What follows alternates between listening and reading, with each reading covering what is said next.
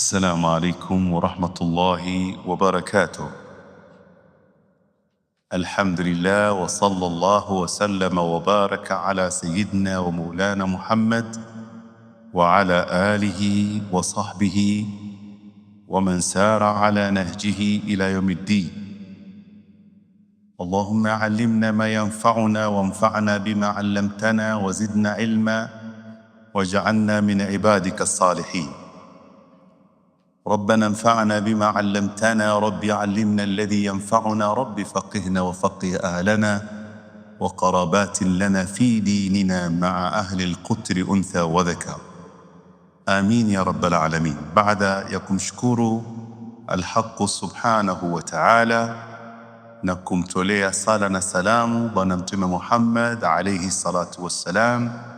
Ni fursa adhimu nyingine tena Mola subhanahu wa ta'ala kutuwafikia katika darasa la aqida, ambapo tusoma mandhuma ya aqidatil awam ya mwanachuoni ambaye anajulikana kwa jina la al-Imam al-Allama Ahmad ibn Muhammad ibn Ramadan ibn Mansur al-Makki al-Marzuqi al-Maliki al-Husaini al-Hasani rahmatullahi alayhi.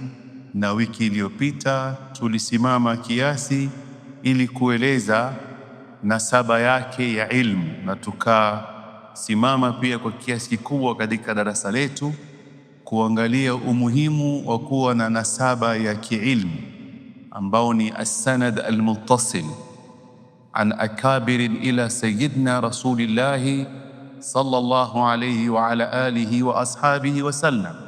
Na tukataja vile vile ilmu ambayo yafufuliwa, ambayo ipo tangu kitambo, lakini kwa zama tunazoziishi leo, ili mtu kuweza kuchunga heshima ya nasaba yake ya ilmu, kuna fiqhi inayojulikana kama fiqhul hasana wa sharafil adalati wassanadi, ambao ni ilmu muhimu sana, na ilmu hii ndiyo inaweza kutufafanulia ama kutuwekea wazi kuwajua ni kina nani hao wanazuoni na wasomi bandia, ambapo hatufai kuchukua ilmu kutoka kwao, na hili tumelieleza kwa marefu katika darasa letu lililopita. Leo tulikuwa tumetia ahadi kuwataja baadhi ya wanazuoni wanaotegemewa katika aqida ya ahli sunnati wal jamaa, na tukasema yale madhehebu ambayo yamezoeleka kati yetu ni madhehebu fiqhia,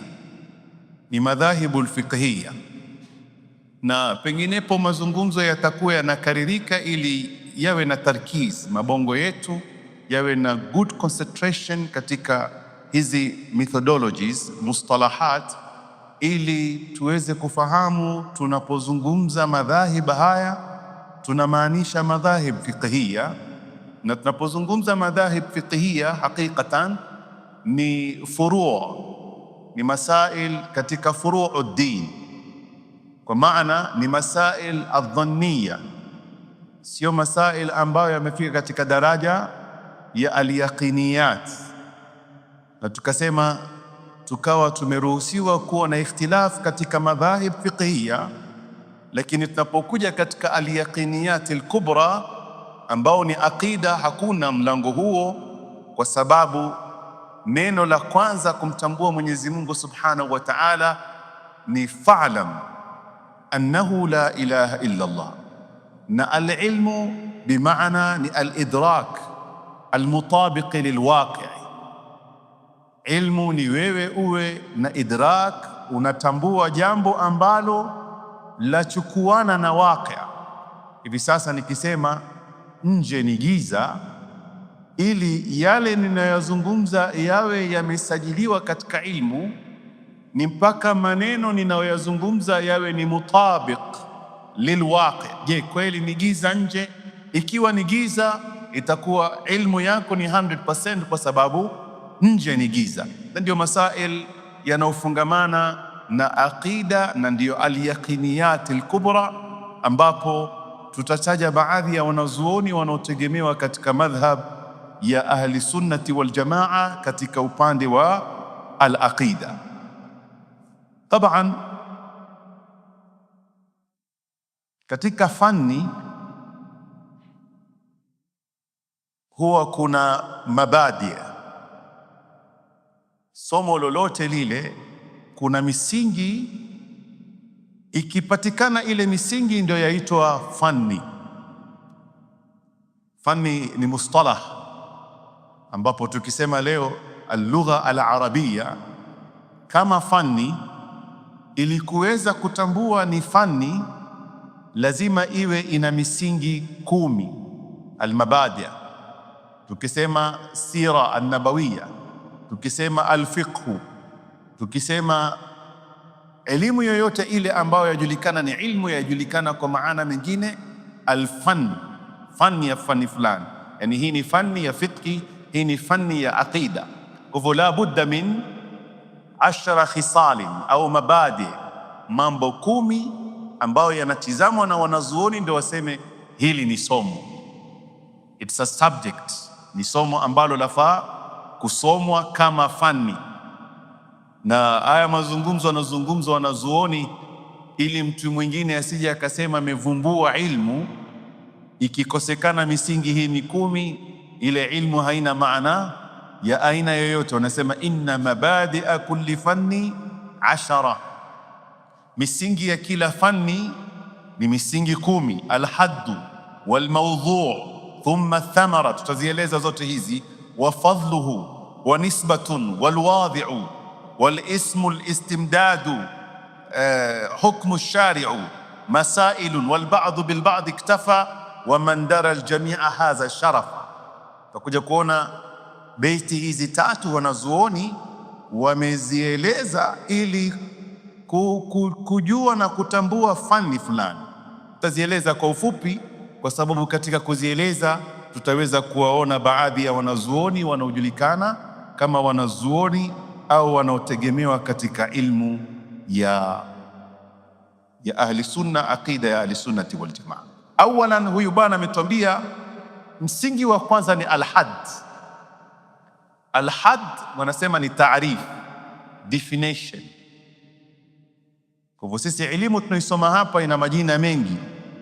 Moja katika majina shahiri ni at-tauhid. Unaweza kusema ilmu al-aqida, lakini katika zama za masahaba al-qurun al-mufaddala, elimu hii ilikuwa haina majina mengi. Ni ilmu ilikuwa yaingia katika yale masali ya Sayyiduna Jibril, ambapo tuligusia kiasi hapa katika baadhi za darasa, ambapo Sayyiduna Jibril alikuja kwa sura ya kibinadamu. Hadithi imepokewa na wanazuoni. Thumma asnada rukbatayhi ila rukbatayhi, akaja mpaka kwa Bwana Muhammad alayhi salatu wassalam, magoti yake akashikanisha na magoti ya Mtume Muhammad. Wa wadaa kaffayhi ala fakhidhayhi, katika baadhi ya riwaya viganja vyake akaviweka juu ya mapaja yake. Katika baadhi ya riwaya aliweka juu ya mapaja ya Mtume Muhammad alayhi salatu wassalam. Faqala, akasema ya Muhammad, ewe Bwana Muhammad, akhbirni anil islam. Swali la kwanza likawa linaelezwa ni al-islam, kwa sababu tunafaa kuchambua haya mambo. Neno la al-islam ndo likatokea jina linalojulikana kwa jina la leo al-fiqhu. Kwa hivyo aliposema akhbirni anil islam, akasema arkanul islam, zile ndio kapatikana al-fiqhu. Na katika yale yanayoelezwa na wanazuoni katika masaili ya kwanza ni kismu ya kwanza, robo ya kwanza ya fiqhi, ambayo ni kismu al-ibadat. Fiqhi ina vigawanyo 4. Robo ya kwanza ni fiqhu al-ibadat, ambao umjue Mwenyezi Mungu muabudu namna gani, sala wa hakadha. Kisha kuna fiqhu al-muamalat, trade na business tunazozifanya, terms na methodology tunazozitumia katika kuandika pengine agreement zetu wathaiq au al-aqaid au uqud, ameelezwa na wanazuoni katika fiqhi. Kisha robo ya 3 ni robo wanaoita suala linalofungamana na fiqhu al-usra, suala la talaka au pengine kuposa au pengine na masala yanayofungamana na familia. Na robo ya 4 ni fiqhul jinayat, ambapo hii inahusiana sana na judiciary, qadhi's court. Kwa hivyo sehemu ya 4 wanawazuoni wakaeleza haya yote yametoholewa katika swali la kwanza la Sayyiduna Jibril alayhi salam alipomwambia Mtume Muhammad, akhbirni anil islam, akamweleza. Akarudi akamuuliza, akhbirni anil iman, akamweleza, an ta'budu Allah. Al-iman huwa an tu'mina billahi wa malaikatihi wa kutubihi wa rusulihi wal yawmil akhir wa bil qadari khairihi wa sharrihi. Kwa hivyo ukiangalia katika al-asr al-awwal, karne za kwanza za masahaba, faman dunahum ba'dahum, na wale walokuja baada yake, elimu ya aqida ilikuwa yapewa jina la ilmul iman, kwa sababu maswali aliyouliza Sayyidina Jibril alisema, akhbirni anil iman, nieleze ni nini imani. Kwa hivyo ikawa masahaba wanajua fiqhul iman au ilmul iman. Walokuja baada yao hakadha. Ilipofika asru tadwin, ulimwengu sasa umeanza kubadilika na zile fani zatakikaniwa zisajiliwe na ziwekwe katika vitabu visomwe, na hii itakuwa ni alqarnu alawwal au alqarnu thani, ambao mujaddid alqarni alawwal ni Sayyidina Umar ibn Abdul Aziz, dhalika alkhalifa alkhamisa au sadisa katika baadhi ya muarrikhun. Wanasema baada ya Sayyidina Abubakar, Sayyidina Umar, Sayyidina Uthman, Sayyidina Ali. Tabaan ukisoma historia unampata na Sayyidina al-Hasan yuko katika kundi la al-khulafa ar-rashidun. Ani masala marefu katika fani ya fiqh tahawulat. Kisha anakuja Sayyidina Umar ibn Abdul Aziz, na huyo anakuja baada ya miaka 100 ichapita katika khilafa ya Umawiya. Huyo ndiye alianza kushajiisha sasa wasomi katika zama zake kufanya tadwin, elimu isipotee, elimu ianze kusajiliwa na kurikodiwa. Kwa hivyo hii inajulikana kama asru tadwin. Kwa hivyo hapo tukaanza kusikia baadhi ya mustalahat ambazo zilikuwa ni mustalahat mpya ambazo hazina mgongano wa aina yoyote na mustalahat zilizokuwa zikitumika pale mwanzo. Na miongoni mwa mustalahat ni kuwa Sayyiduna Abu Bakar baada ya Bwana Muhammad aliitwa khalifatu Rasulillah, na khalifa maana yake ni yule anaikuja kisha anaondoka akawacha watu wengine. Na ndio hata Sayyidina Adam, Mwenyezi Mungu Subhanahu wa Ta'ala sema, inni ja'ilun fil ardi khalifa, kwa kuwa Sayyidina Adam anakuja ataishi muda wa kuishi kisha atawawacha watu. Wale wanaokuja baada yake wanaitwa salaf, wakiwa ni wema. Wakiwa ni waovu wanaitwa khalaf. Fa khalafa min ba'dihim, akawacha baada yake baadhi ya watu ambao kwamba adha'u salata, walipuuza sala, wakawacha arkani, wakawacha dini yao. Kwa hivyo ni aidha uingie katika sifa ya as-salaf ama uingie katika sifa ya khalaf, yani watu wanaokuja baada kisha wasifuate mwenendo wa wazee wao katika uchamungu wanaitwa khalaf, ama wale wanaochukua mienendo ya wazee wao katika uchamungu na kushughulikia dini wanaitwa salaf. Kwa hivyo hawa tutakuja kuona Sayyidina Umar na Sayyidina Abubakar. Sayyidina Abubakar ni khalifatu Rasulillah, lakini Sayyidina Umar katika khilafa yake akawa anaitwa Amirul Mu'minin, jina ambalo halikutumika wakati wa Sayyidina Abubakar. Je, Sayyidina Abubakar si Amirul Mu'minin? Ni Amirul Mu'minin, ni katika masaili anayozungumza ni khalifa imma imam. Utakuja kuona katika fiqh mara nyingi inazungumza imam ni yule kiongozi ambaye kwamba ni amri kwa wale umma waweze kutii amri ya imam. Sisi leo tukizungumza imam tumebaki na imamu wa msikitini peke yake anayeswalisha. Naam, ni imam, lakini sifa zake ni tofauti na imam ambaye ni khalifa. tofauti na imam ambaye ni amirul mu'minin, tofauti na imam ambaye ni msomi kama kina al-Imamu al-Bukhari, al-Imamu Muslim wa hakadha. Hawa walikuwa ni maimamu, lakini hawa walikuwa hawana misikiti, lakini ni aima katika jambo gani? Ni aima katika ilmu, ni aima katika uratha wa Mtume Muhammad alayhi salatu wassalam.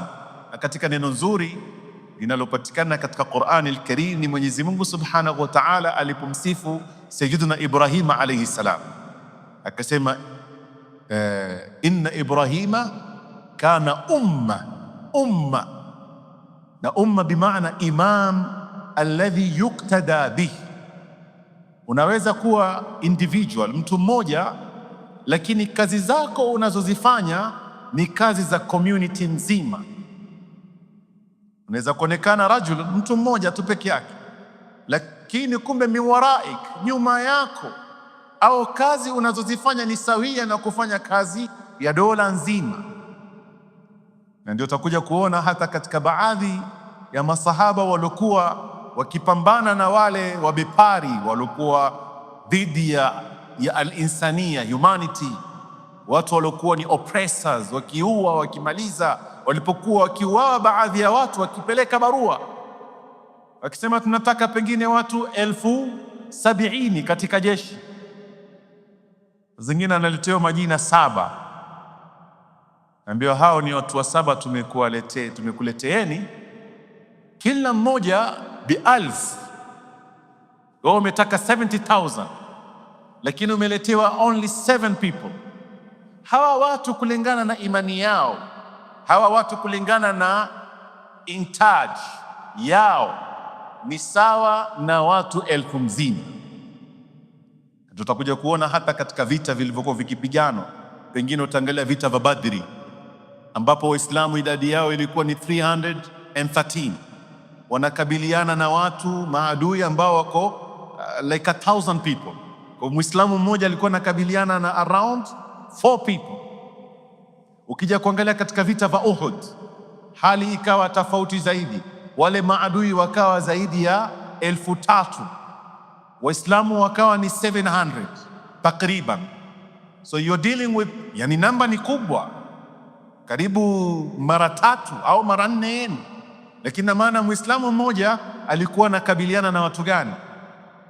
A namba. Kwa hivyo mmoja unapewa watu 10 deal nao, mmoja deal na watu 20. Na kwa sababu ile imani iko na maandalizi waliokuwa wameandaliwa na Bwana Muhammad walikuwa wanayo. Kwa hivyo Mwenyezi Mungu Subhanahu wa Ta'ala alikuwa anasema la, hawatoshindwa hata kama idadi yao ni kubwa.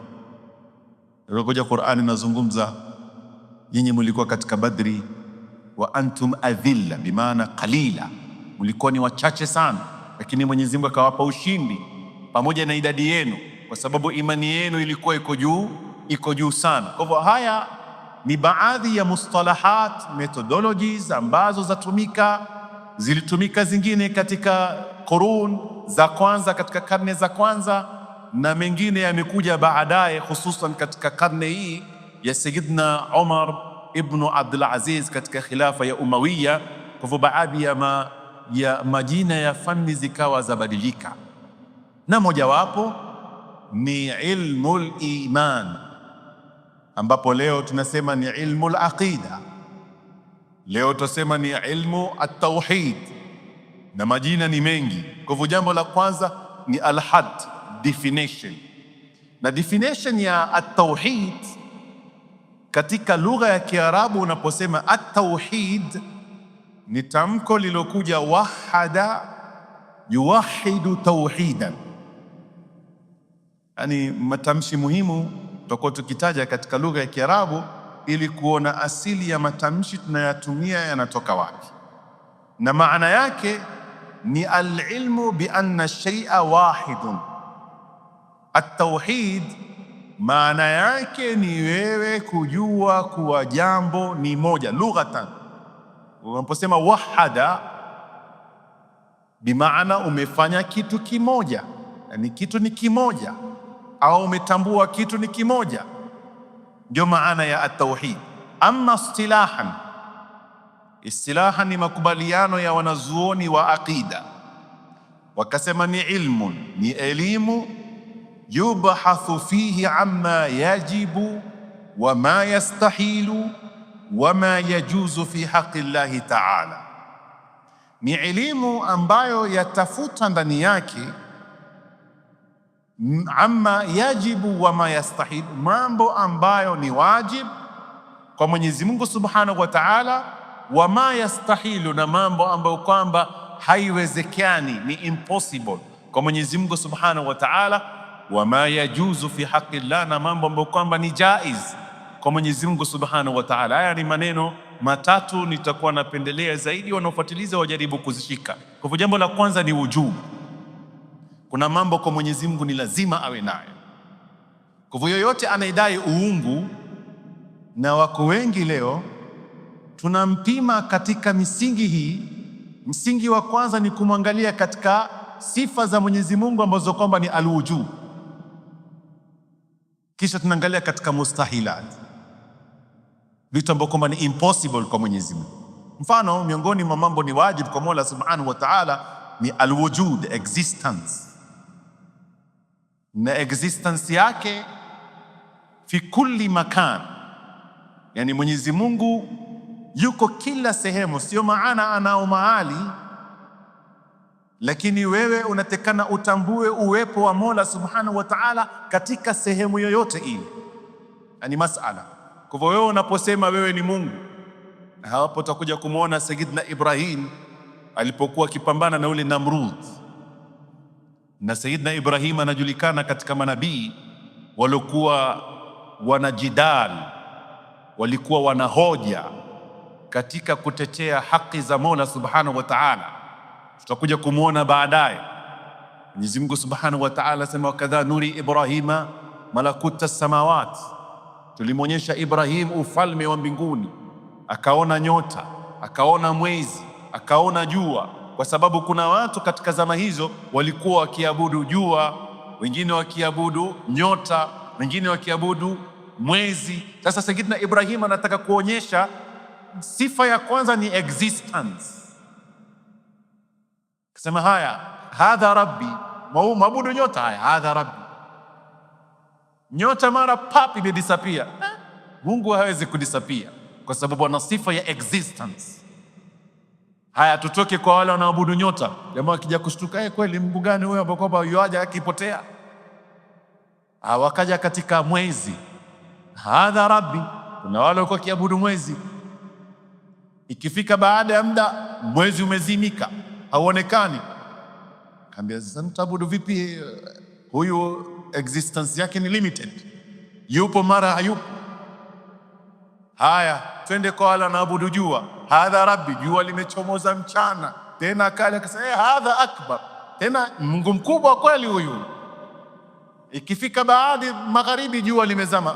Jamaa, sisi tuko tukitafuta kitu ambacho kwamba mara tuaona existence yake, mara hatu, wujubi yake kwa muda, kisha mustahili yake, kisha Mwenyezi Mungu Subhanahu wa Ta'ala maujudu, yupo, hapotei, yupo.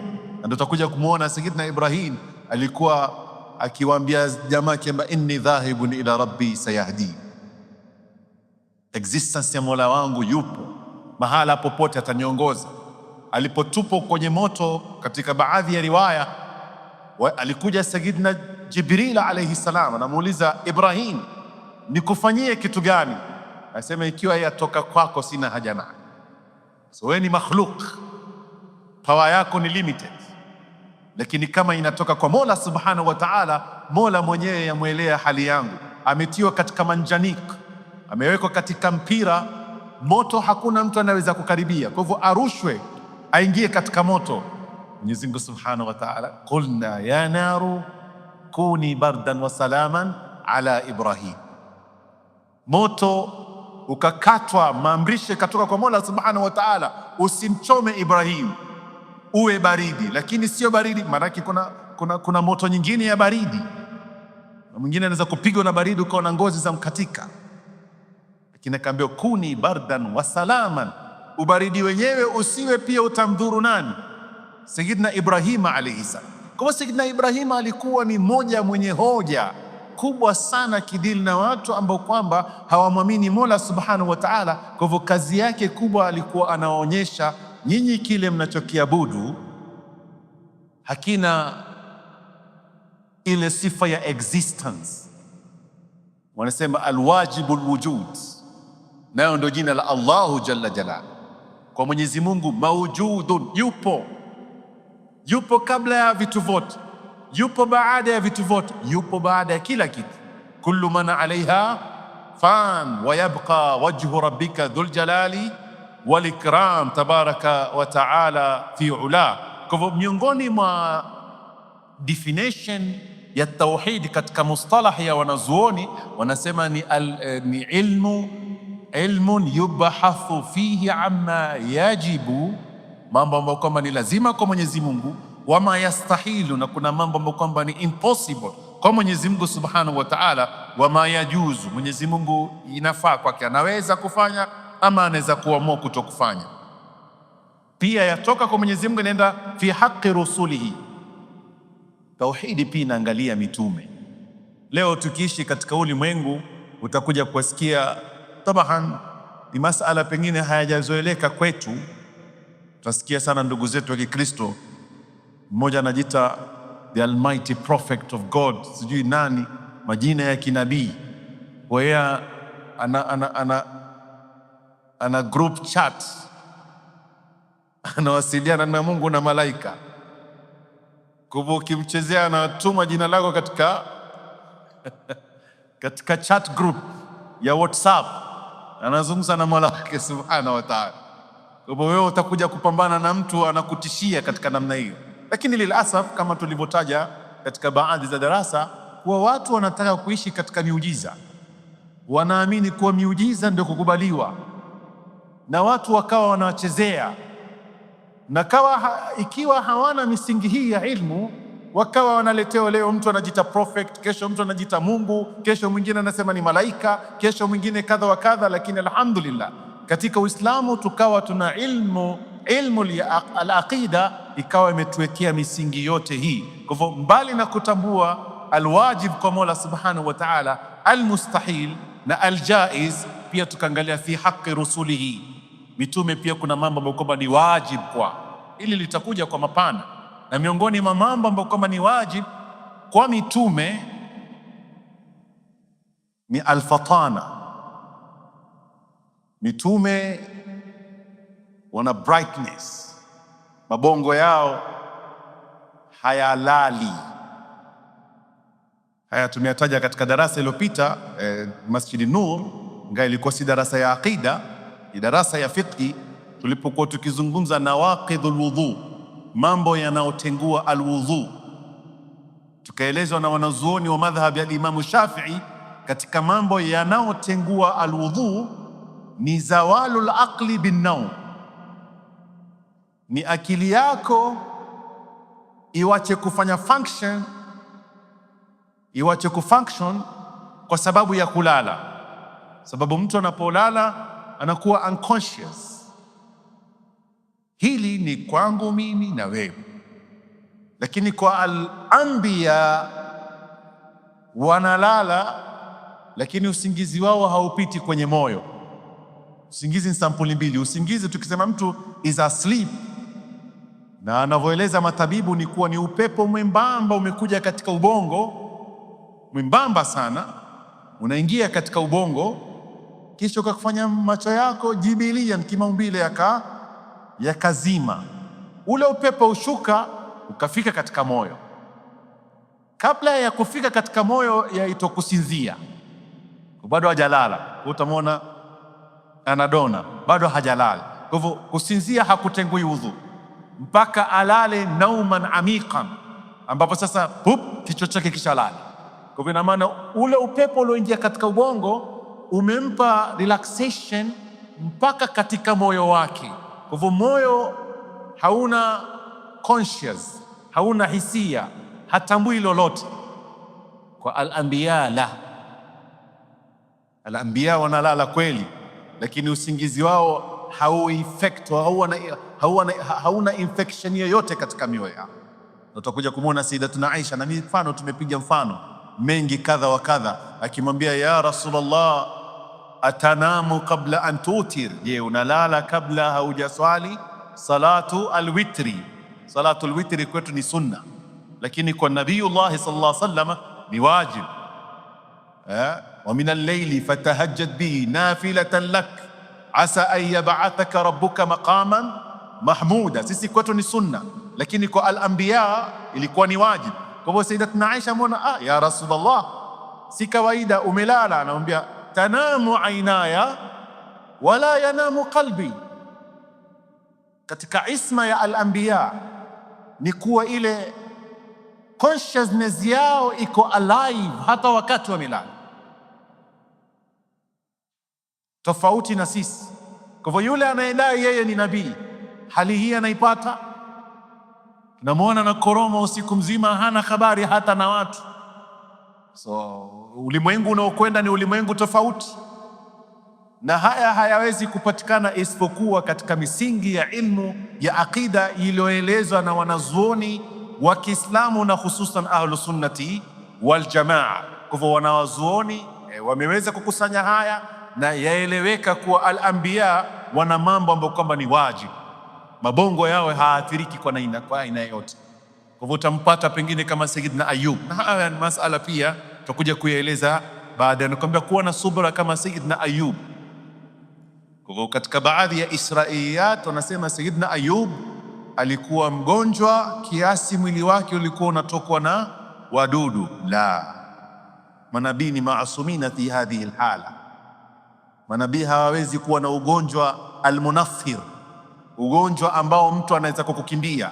Na tutakuja kuona miongoni mwa sifa waliokuwa wakipewa manabii, walikuwa very handsome, wana sauti nzuri, chochote walichokuwa nacho kinavutia, hawana kitu ambacho kwamba kimeona nacho unakimbia. Wewe umemwona mtu anatokwa na madudu katika mwili, utamfuata ama utakuwa karibu naye? Utamkimbia tabaan. Kwa hivyo Nabii Allah Ayub, naam, alikuwa na ugonjwa, na ugonjwa wenyewe wanavyozungumza wanazuoni ni mafasid, ni joints, arthritis wanazungumza. Mwili wake ulikuwa ufunction vizuri, lakini bongo lilikuwa liko sawa, moyo wake uko sawa. Pengine asiharakishe mkono, asiharakishe mguu, lakini hata katika maneno yake baadhi wanazungumza, walipokuja akamwambia, uko katika hali gani ewe Ayub? Sayyidina Ayub sawa, asema alhamdulillah. Alhamdulillah gani? No, kama umeparalyze, mwili wako haufanyi kazi. Asema lisana dhakira, namtanya Mungu, yatosha kuwa namshukuru Mola subhanahu wa ta'ala. Neema kubwa. Kuna wangapi wamtambui Mwenyezi Mungu subhanahu wa ta'ala? Kwa hivyo hiyo neema ya kuwa bado nina ulimi namtaja Mola subhanahu wa ta'ala, hata kama pengine mwili wangu mwingine haufunction, lakini bongo lake na moyo wake ulikuwa uko sawa. Hawezi kuwa mwenda wazimu nabii tu pakapo, hawezekani. Nun wal qalami wama yasturun ma anta bi ni'mati rabbika bimajnun. Nabii hawezi kushikwa na kifafa. Ani katika mambo Mwenyezi Mungu amefanya isma, na haya tutakuja kuyaeleza katika masail marefu na mapana katika suala linalofungamana na ilmu al-aqida. Wa min al-mumkinat, kisha kwa nao mambo ambayo kwamba yawezekana jaiz min haythu al-istidlal biha ala wujudi sani'iha wa huwa Allah subhanahu wa ta'ala. Wa an as-sam'iyat, ilmu al-aqida pia inaangalia as-sam'iyat. Tumetaja baadhi hapa. As-sam'iyat ni baadhi ya riwaya na mambo tuliyopokea kutoka kwa Al-Qur'anul Karim, tuliopokea kutoka katika hadithi za Bwana Mtume Muhammad alayhi salatu wassalam, ambapo akili ya mwanadamu haina majali.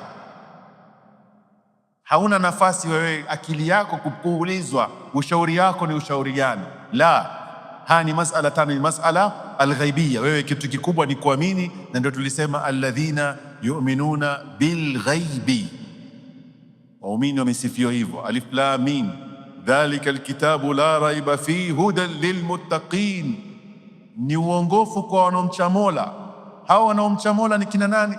Alladhina yu'minuna bilghaibi wa yuqimuna as-salata wa mimma razaqnahum yunfiqun. Hizi ndio sifa za almu'min, hizi ndio sifa za almuttaqun.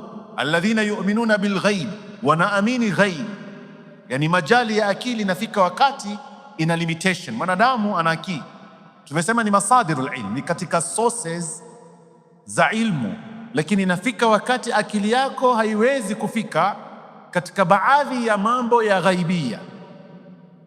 Kwa hivyo inabidi ueleze na al-khabaru sadiq, na al-khabaru sadiq ni yeye Bwana Mtume Muhammad alayhi salatu wasalam awaeleze, nimejiliwa na Jibril, ameniambia kadha, amenieleza Mola, amenieleza kadha wa kadha wa hakadha, kama inavyofahamika katika elimu ya aqida.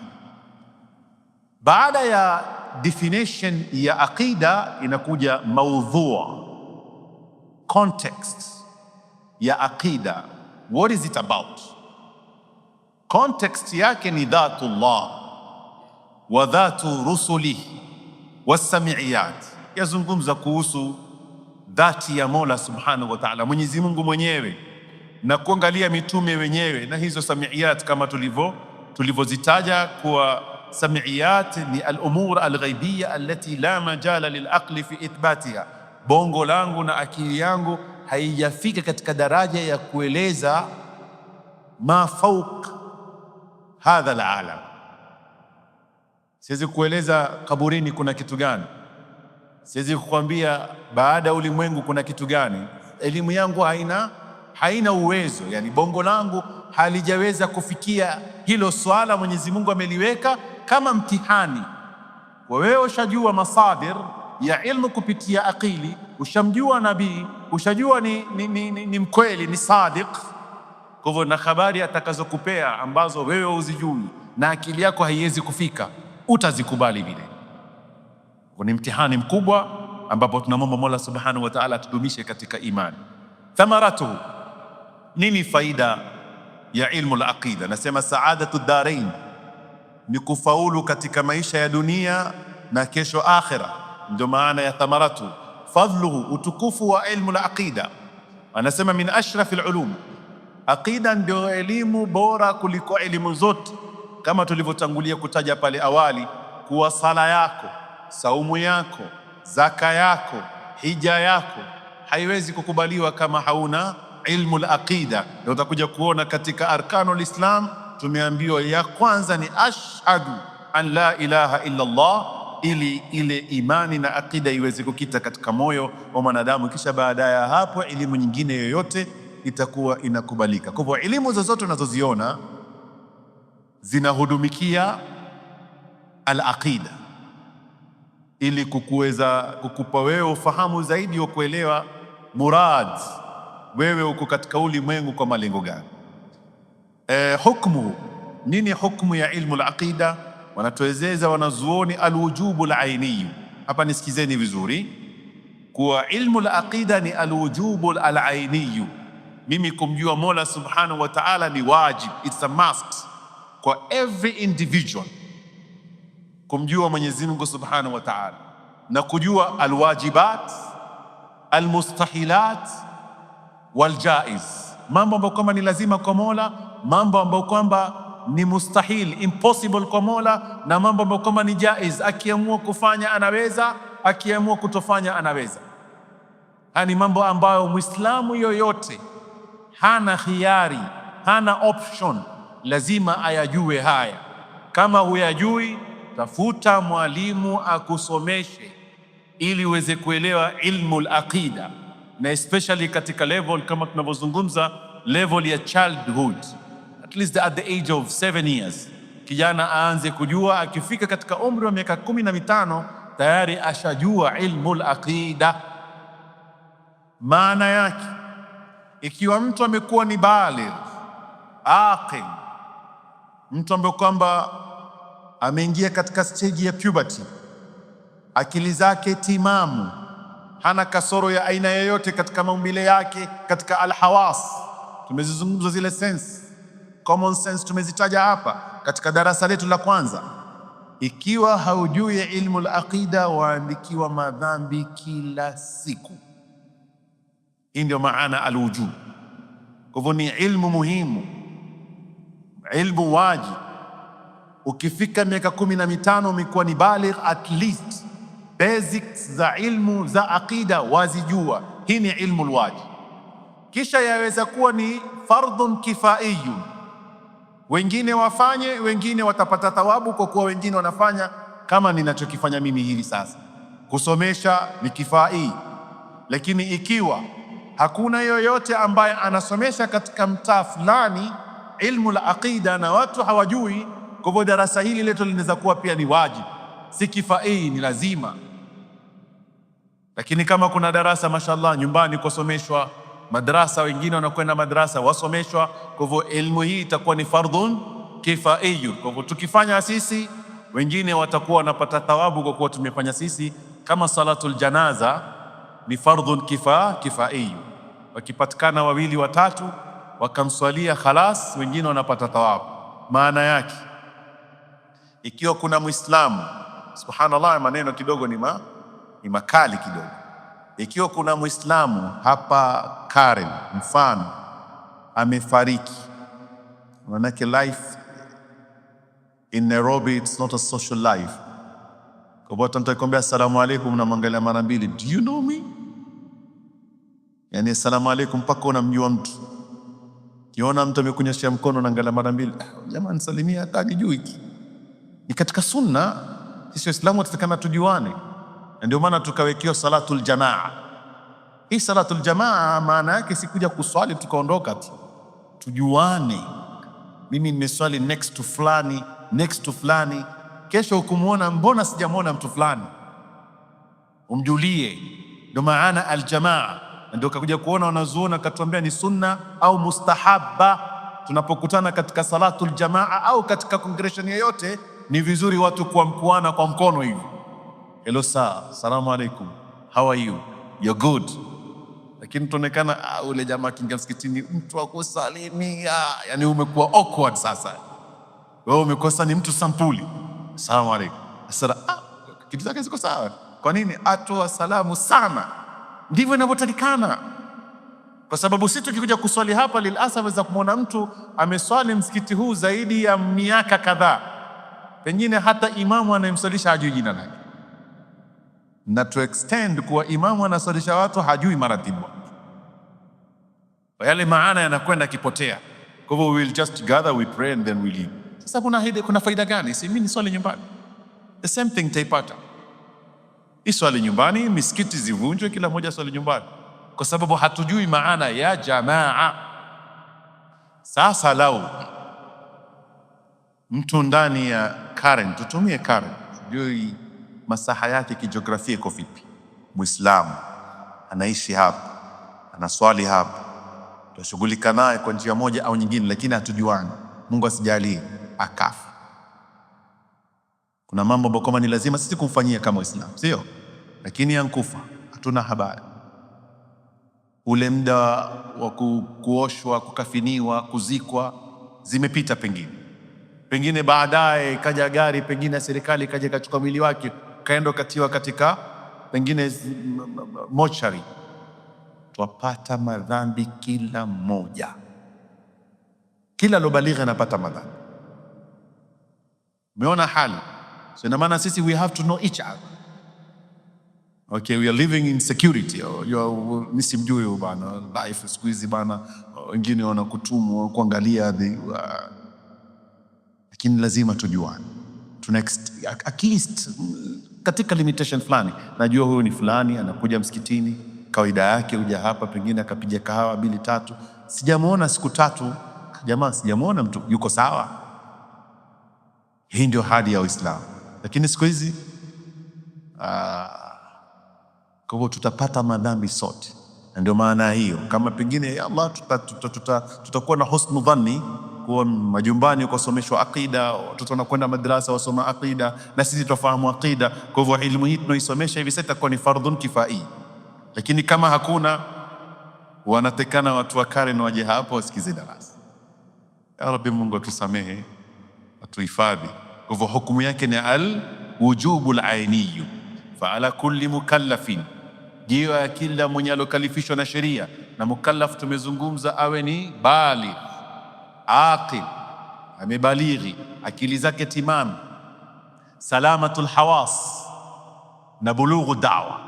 Huyu ndio mukallaf alokalifishwa na sheria, ni mtu awe na akili amebalighi, akili zake timamu, na zile hawas tulizotaja sense zake ziko sawa, common sense zake ziko sawa. Kisha awe bulughu da'wa imemfikia, anajua kuhusu Uislamu.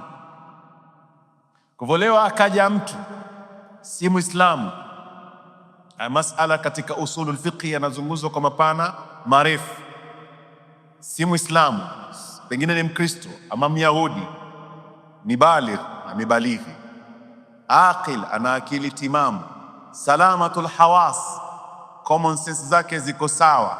Tunaangalia sasa hii ya 4, hal balaghathu da'wa, je, da'wa ya Uislamu umemfikia, na bimaana umemfikia min ghairi tashwihin, yani da'wa imemfikia vile ilivyo. Je, aelewa Uislamu vile ilivyo? Maanake leo kuna watu wengine watakwambia Uislamu ni dini ya majini. Kwa hivyo da'wa imemfikia yeye, ni mushawwa, bado hajakuwa mukallaf. Lakini kama anaelewa sio dini ya majini, sio dini ya materrorist, ni dini ya kisawasawa, na hajasilimu, ni mukallafun na anapata madhara, kwa nini hajaingia katika dini ya haki ambapo yeye tayari jibilia nature yake ishaikubali? Mbona hujaingia katika dini ya Kiislamu? Kwa sababu ni mukallaf. Okay, na ndio hapa wanazuoni wa usulu wakawa wanazungumza masala mawili katika masala ya khitabu rabbani. Je, wanapoambiwa ya ayyuhalladhina amanu, ni amri, mfano kutiba alaikumus siyam, au katika aya ya sala kuhusiana inna salata kanat ala almu'minina kitaban mawquta. Kwa hivyo kuna amri ya sala, kuna amri ya saumu, inawahusu waumini peke yao au pia wasiokuwa waumini inawahusu. Ni masala yana khilafa katika usuliyin, wanazuoni wa usul. Yule mwenye imani tayari namhusu, lazima atii amri ya Mola subhanahu wa ta'ala, ikiwa ile amri imeonyesha alwujub. Na yule asiyekuwa Muislamu, baadhi ya wanazuoni wanaona analazimishwa na furuu, ingawa akiswali haitoswihi, akifunga haitoswihi, lakini kwa sababu zile sifa za taklif anazo, anawajibika ingie katika dini ya Kiislamu. Ndio wale utakuja kuona makafiri waliulizwa, Qur'ani imeeleza ma salakakum fi saqar, kitu gani kimewapeleka motoni? Qalu lam nakum minal musallin. Sasa wewe si Muislamu, kwa nini umeingia motoni kwa kuwa ulikuwa hauswali? Kwa hivyo hapa baadhi ya wanazuoni wa usul waona kama amri hii inawahusu na wao vile. Kwa hivyo mtu akiwa na hizi sifa anakuwa ni mukallafu bisharia, anakalifishwa na sheria. Kwa masala ni marefu, maswali tunaofaa kujiuliza sisi, what is our role?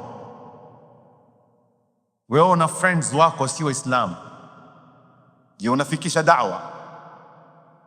Majumbani mwetu tuna wafanyikazi si Waislamu, twafikisha da'wa. Tuna majirani, twafikisha da'wa. Taban da'wa, ud'u ila sabili rabbika bilhikmati walmaw'idhati hasana wajadilhum billati hiya ahsan. Kuna sheria zake, lakini none of my business, none of your business. Kesho siku ya Kiyama utakuja kupambana na ya Rabbi, kiona mimi nilikuwa na jirani huyu si Muislamu, hakuniambia lolote kuhusu Uislamu. Sasa unaletwa wewe kusikia kauli ya Mwenyezi Mungu Subhanahu wa Ta'ala, qul hadhihi sabili ad'u ila Allah ala basira. Da'wa si mashekhe peke yake, balighu anni walau aya, the little that you know, umefikisha vipi? Masala Mola Subhanahu wa Ta'ala atatuhifadhi, atatusamehe. Katika msingi wa 7 wanavyozungumza wanaeleza masailuhu, masaili ya fiqh ya aqida, maana yake ni alilahiyat wanubuwat wasamiyat. Tumetaja baadhi. Nisbatuhu, elimu hii ni ya nani? Nani wa kwanza kufanya tadwin? Hapa ndipo mahali nitataka mnipe masikizi, wakati huturuhusu sana, lakini katika wale wanao nasibishwa au elimu hii inanasibishwa min al-ulumi shar'iyya, ni katika elimu za sheria za Kiislamu. Kwa hivyo tunapozungumza ad-dirasat al-islamiyya, elimu ama katika zile elimu za Kiislamu, na ilmu al-aqida ni katika elimu zinazojulikana ni katika elimu za sheria. Istimdaduhu, elimu hii inategemea wapi? Istimdad ya tauhid au ilmu al-aqida, istimdadi yake min alkitabi wa sunna, yatoka katika Qur'an al-Karim na katika sunna za Bwana Muhammad alayhi salatu wassalam. Wan-nadhru al-aqli, na akili. Tumezungumza akili na nafasi kubwa sana katika misingi ya ilmu, na ndio mtu anapokuwa hana akili, Qur'ani haimkhutubu, hana amri ya sala, hana amri ya kufunga, hana amri kadha, kwa sababu manati yake ya akili haifanyi kazi. Wadhi'uhu, aloiweka na kuikusanya kwa mara ya kwanza ni Sayyidina Abul Hasan al-Ash'ari na Abu Mansur al-Maturidi. Kwa hivyo maana tukizungumza Ahlus Sunnati wal Jamaa tunaweza kusema al-Ash'ira wal Maturidiyya, na baadhi ya wanazuoni wanatuambia wasadatu min al-Hanabila, wasadatu min al-Hanabila. Wengine wameongeza wakasema na ahlul hadith. Kwa hivyo hizi ni mustalahatu, ukizisikia ujue hawa ni wanazuoni katika elimu ya aqida. Taban ukipanda katika mutawalat ni masaili yana nikash kubwa sana kwa wanazuoni, masala makubwa sana, lakini kwa sasa tutabaki na haya majina ambayo kwamba tumeyataja. Kama yatahitajia pengine baadaye tunaweza tukafafanua. Na kwa nini tuyataje haya? Kwa sababu, msikizeni kwa makini sana, Uislamu umekuwa ukikabili vita kila kona, na swali tuliloliuliza sisi wiki iliyopita hapa sana ilikuwa yaenda kwa vijana. Kwa katika baadhi ya maswali tunaulizwa leo na ulimwengu, na ni maswali mazito: kwa nini nchi ambazo zaonekana majority ya Muslims haziendelei, hazina istiqrar?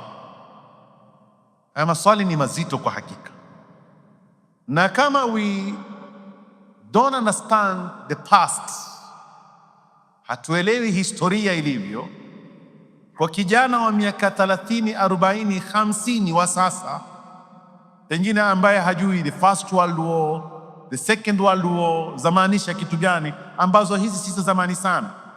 Yani it's possible wewe ukirudi katika history utapambana na first world war na second world war, na inategemea unamsoma nani.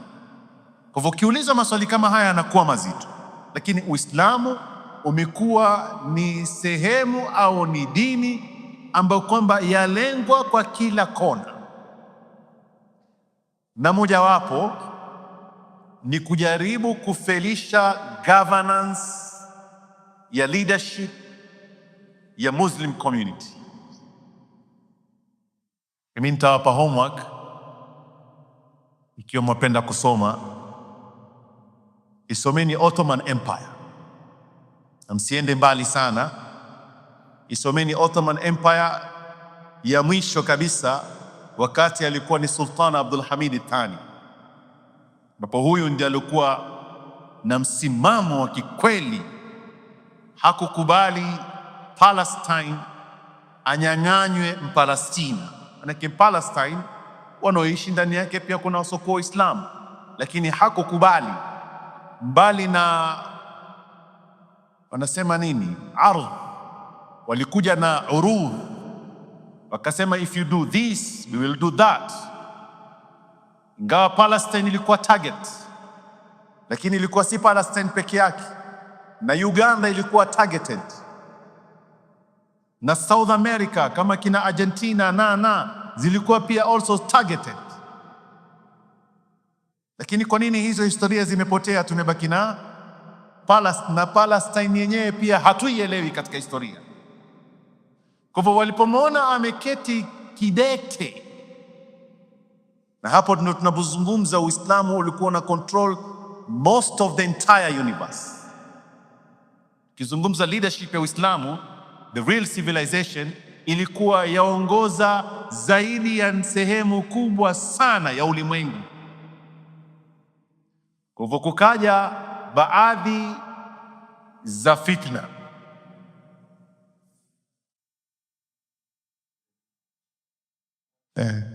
Tuswali na dakika tano.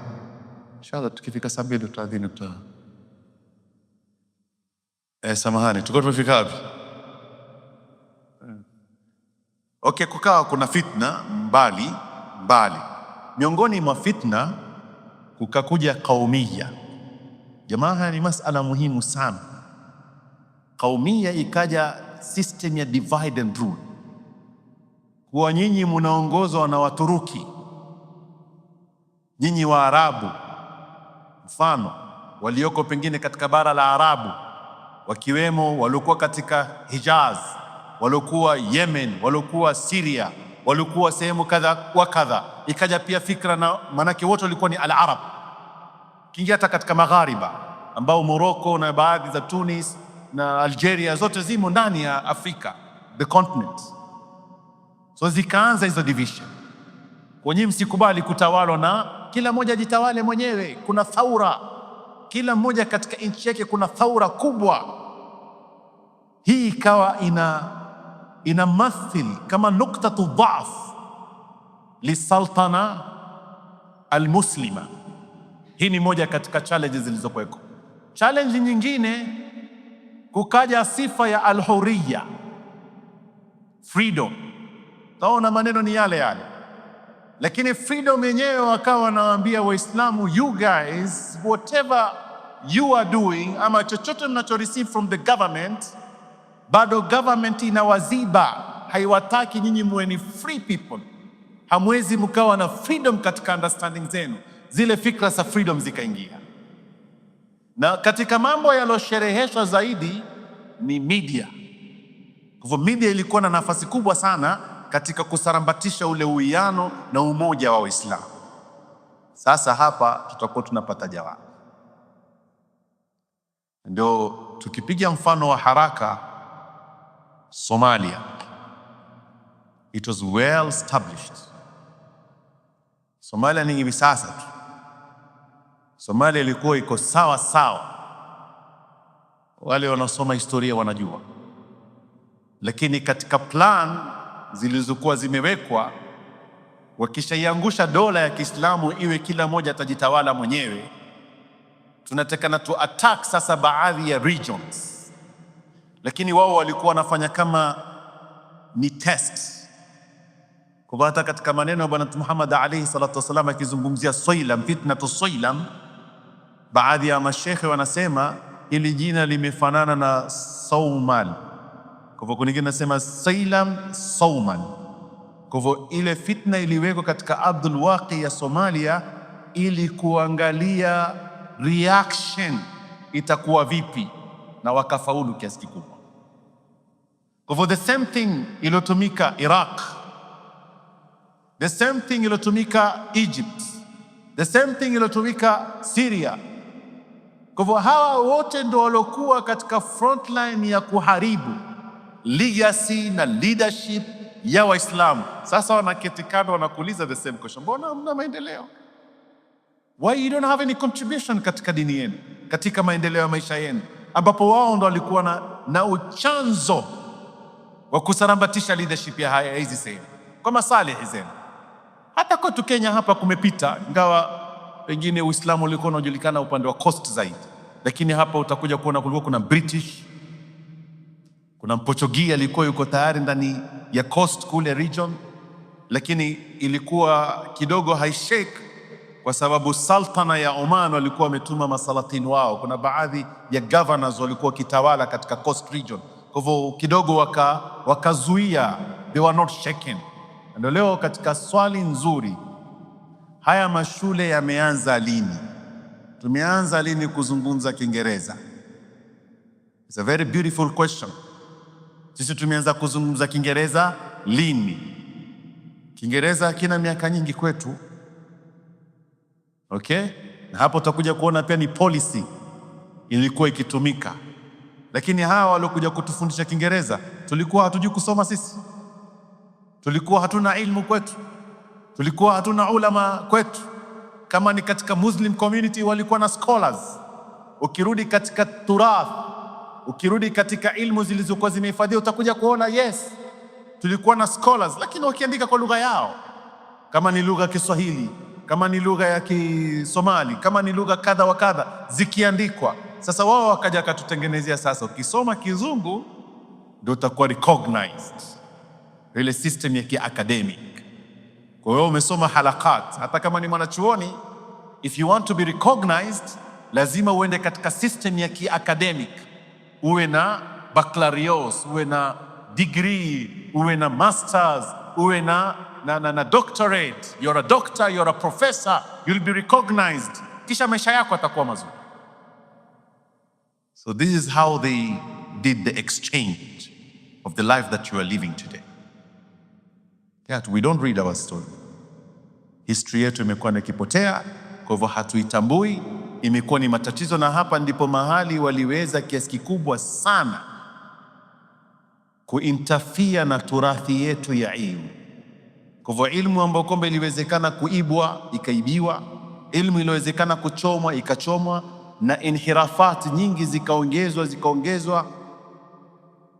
Yule alosalimika ni yule ambaye kwamba pengine mashallah alikuwa na talaqi tulikuwa tunaizungumza, na penginepo kuna baadhi za sehemu ikawa paka ni haramu kuonekana watu wanahifadhi Qur'ani. Mfano kama historia ya Yemen, ilifika wakati madrasa ya aina yoyote lazima ifungwe wakati wa mkoloni ameingia kule. Kwa hiyo paka wengine lilasaf yasemekana tulikuwa tunafungua mlango alafu tunaandika ba. Definitely ukiingia utaona ni ba, lakini underground ni madrasa, watu wakisoma katika hali hiyo.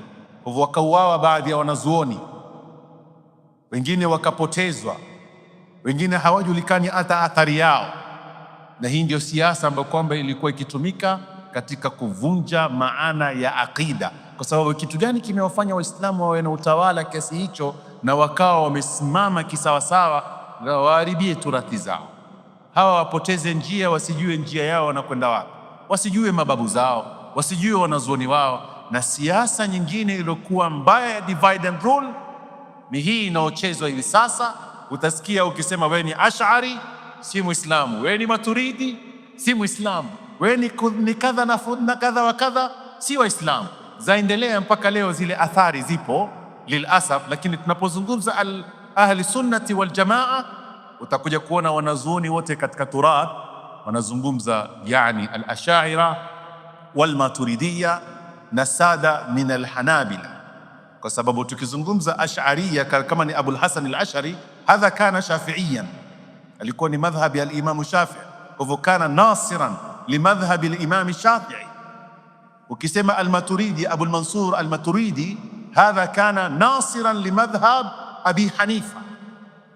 Na ukija upande wa Iraq alikuwa al-Imam Ahmad ibn Hanbal, upande wa Baghdad alikuwa kidete kisawasawa. Kwa hivyo sada al-Hanabila hawa walikuwa katika minwali inayojulikana ni ahlu sunnati wal jamaa. Kisha baadaye ikaja mustalah mwingine ahlu al-hadith. Yani masala mapana sana katika ilmu ya aqida. Mpaka hapa tutakuwa tumetosheka kwa huo mukaddima mzuri, pengine tujaze kisha tuadhini tuswali. Miongoni pia mwa wanazuoni wanaotegemewa katika ulama wa ahlu sunnati wal jamaa wa aqida, tulizungumza tukisema ahlu sunnati wal jamaa naani al-aqida, ulama al-aqida ni al-Imam al-Baqillani. Al-Baqillani huyu ni mwanachuoni mkubwa sana, wenyewe wakimtafsiri nasema ni al-mutakallim, ni mwanachuoni alikuwa anaifahamu tauhid, na yeye alikuwa ndio mwanachuoni aloleta tahdhib, akaipanga vizuri ile manhaj ya Ash'ira vizuri. Kwa hivyo anasema ilayhi muntaha al-Ash'ira. Masala kidogo al-Imam al-Juwayni. Al-Imam al-Juwayni pia ni al-Imam usuli, wenyewe wakimuita al-Imam al-Haramain. Wazee wangu watakuwa wanajua, kwa sababu tukizungumza fiqh, hususan sisi tuliokuwa hapa, vitabu vingi vya fiqh tumevitoa Somalia. Kwa hivyo Somalia ilikuwa ni sawadul a'ma ni fuqaha ash-Shafi'iyya, na wako mpaka sasa wanazuoni wengine wamefariki hivi karibuni. Kwa hivyo al-Imam al-Haramain, mmoja tuko naye hapa Isili, tunamuita al-Imam al-Haramain, faqih, wanachuoni fiqhi, al-Imam al-Ghazali, wengineo hawa ni katika wanazuoni wanaojulikana kama ulama wa ahli sunnati wal jamaa. Na hapa tutatosheka katika mukaddima wa darasa 3 tulizozitaja. Inshallah taala wiki inayokuja tutaingia moja kwa moja mazungumzo ya mwanachuoni anayesema abda'u bismillahi warrahmani wabirrahimi daimi lihsani falhamdulillahi alqadimi alawwali alakhiri albaqi bila tahawuli thumma as-salatu was-salamu sarmadan ala an-nabiyyi khayri man qad wahada wa alihi wa sahbihi wa man tabi' sabila dini alhaqi ghayra mubtadi'. Tutaanza kusherehesha hizi abiyat wiki inayokuja. Tunamwomba Mola subhanahu wa ta'ala ayaj'alana min alladhina yastami'una alqawla fayattabi'una ahsana. Allahumma ya man waffaqa ahla alkhair lilkhair wa aanahum alayhi wafiqna lima tuhibbu wa tad'ina alayhi la tamna'na khayra ma 'indaka bi sharri ma 'indana judan wa ihtiraman وامتنانا بمنك وجودك امتنانك اكرم اكرمين. صلى الله على سيدنا محمد وعلى اله وصحبه وسلم. الحمد لله رب العالمين.